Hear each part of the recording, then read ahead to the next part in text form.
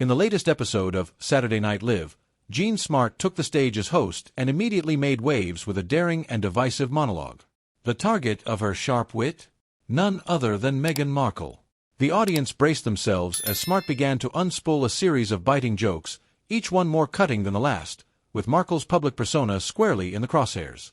Smart didn't hold back, focusing on several key aspects of Meghan Markle's life.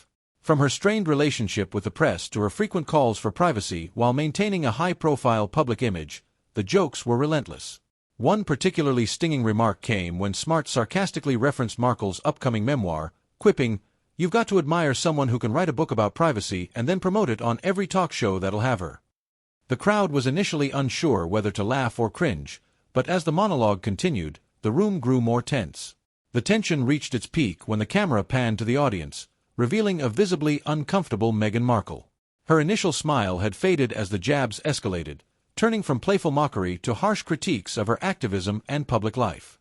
It was a stark moment of vulnerability for the Duchess of Sussex, with her discomfort on full display for millions to see.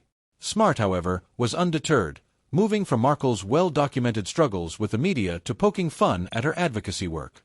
"Saving the world one podcast at a time," Smart joked, her words dripping with sarcasm. The divide in the room was palpable.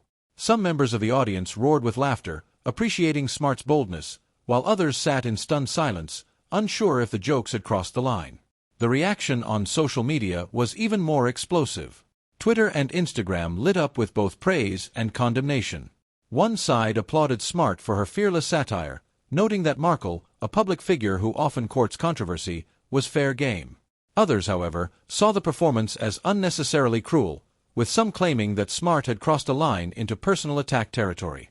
Markle's fans quickly came to her defense, with one tweet reading, "It's one thing to joke, but this felt like bullying."